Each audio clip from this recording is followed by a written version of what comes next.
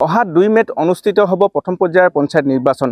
ইতিমধ্যে প্ৰতিটো ৰাজনৈতিক দলে তেওঁলোকৰ তৎপৰতা গ্ৰহণ কৰিছে। এই মুহূৰ্তত আমি আহি উপস্থিত হৈছোহি মৰাণৰ সমীপৰ লুকুমাৰী আৰু ডিমকিনা যি বঙালী গাঁও মূল পথ, এই পথছোৱা প্ৰথমতে দৃশ্যটো আমি দেখুৱাই লৈছোঁ। কেনেধৰণৰ দুৰৱস্থাই আচলতে এখন দুখন নহয় বহুকেইখন গাঁও ৰাইজে এই পথেদি যাতায়াত কৰিবলগীয়া হয়।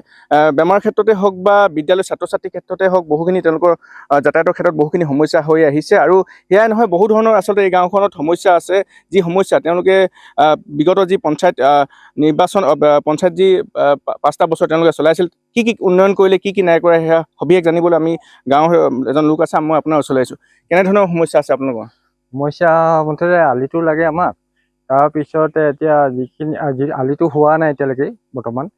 এতিয়া তাৰ ভিতৰতে মই এটা ক'বলৈ বিচাৰিছোঁ, 9 নম্বৰ ৱাৰ্ডৰ তাৰপৰা এতিয়া 7 নম্বৰ ৱাৰ্ডৰ আমাৰ এই ডিমকিনা মানুহখিনি যাবলগীয়া হৈছে।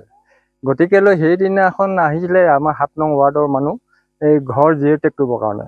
কিন্তু আমাৰ এই 9 নম্বৰ ৱাৰ্ডৰ মানুহ কেইজনমান লিডাৰশ্বিপ লোৱা সেই মানুহকেইজনে আহি পেলাই এই ঘৰ নহয় সেই ঘৰ নহয় এইভাগে শ্ৰেণী বাছি, সেয়াও এটা সমস্যা আছে।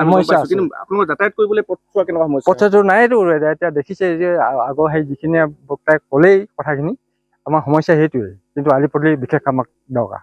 হয়, ধন্যবাদ জনাইছোঁ। বহুখিনি গাঁওখনত সমস্যা আছে আৰু মহিলাসকল আছে, আমি কথা পাতিবলৈ চেষ্টা কৰিম। আচলতে যি যোৱা পঞ্চায়তৰ কাৰ্যকালত তেওঁলোকৰ কেনেধৰণৰ কাম কৰিলে সেয়া আমি জানিবলৈ চেষ্টা কৰিম। মই আপোনাৰ ওচৰলৈ আহিছোঁ।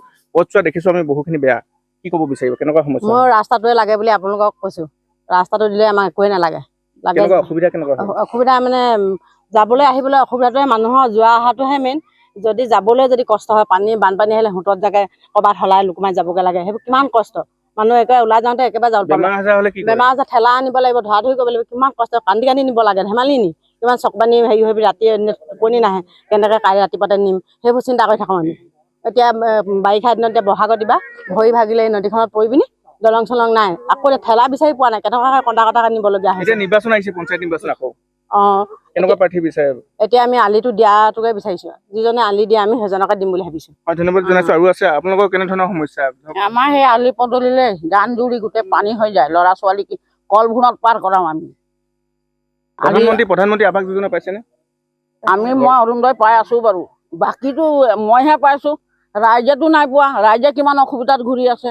ল'ৰা ছোৱালী মোৰ এতিয়া ভূৰত পাৰ কৰাই নৈ পাৰ কৰাই আমি স্কুল পঠিয়াম, বোকা পানী গোটেই। আৰু এগৰাকী আছে, আমি কথা পাতিবলৈ বিচাৰিম। মই আপোনাৰ ওচৰলৈ আহিছোঁ। কেনেধৰণৰ সমস্যা হৈছে? সমস্যা স্কুললৈ যোৱাৰ অসুবিধা হয়, ৰাস্তাটোৱে লাগে। আৰু ব্যক্তিগত হিচাপে মোক একো নালাগে, কিন্তু অকল ৰাস্তাটোৱে লাগে। আৰু ল'ৰা ছোৱালী স্কুললৈ যোৱাটোৱে সমস্যা। আৰু বেমাৰ আজাৰ হ'লেতো আমাৰ ঠেলাত নিব লগা হয়, দাঙি নিব লগা হয়। সৰু ল'ৰা হ'লে দাঙি নিব লগা হয়, ডাঙৰ মানুহটোক কেনেকৈ দাঙি নিম আমি এতিয়া। সেইটো কাৰণে মানে সেইটো চৰকাৰ হ'লেও চকু মেলি চাওক আৰু।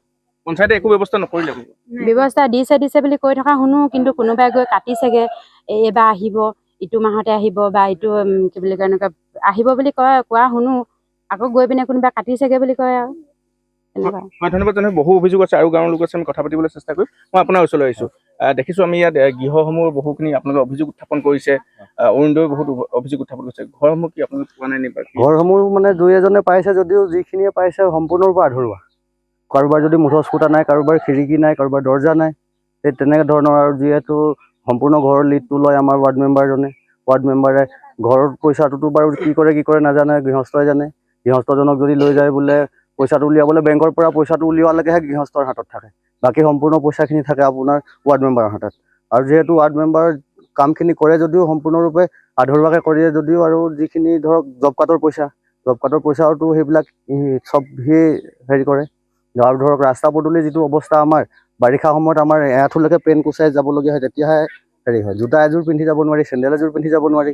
কণ ল'ৰা ছোৱালীবিলাকতো দাঙি নিবলগীয়া হয়। বেমাৰ আজাৰ হ'লে বুলি কৰে এজন মানুহক আমি কাণত তুলি নিবলগীয়া হয় 2-3 কিলোমিটাৰ। গৰ্ভৱতী মহিলা এগৰাকীক আমি নিবলগীয়া হয় যদি ঠেলাত নিবলগীয়া হয় ৰাতি 12টা বজাতো।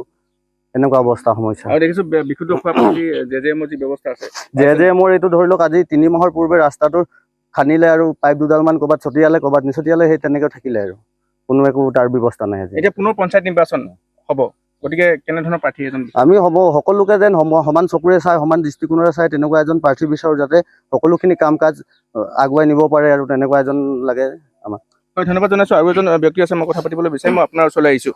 আপোনাৰ গৃহটো নিৰ্মাণ কৰিছিল, অকল আপোনাৰ এনে বহুকেইটা ঘৰ বহু অভিযোগ উত্থাপন কৰিছে। কি হৈছিল? বহুতো ঘৰ, কিন্তু আমাৰ ঘৰত দিলে হয়, ঘৰ আমাৰ একো লাগ বান নোহোৱা ঘৰ দিলে, মূলধৰ খুঁটা নাই, গদ্য আজিলৈকে ঠিকি নাই। আপোনালোকে নিজে বনাইছিলে নে কোনে বনাইছিলে? তেওঁৱে বনাইছিলে, কোনে বনাইছিলে? ৰঞ্জন গগৈ।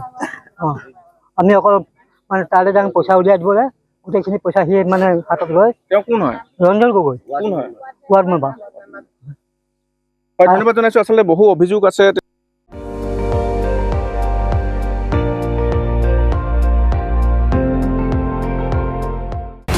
আপুনি চাই আছে ND24, সৰ্বশ্ৰেষ্ঠ নহয়, সৰ্বোত্তমৰ দৌৰত।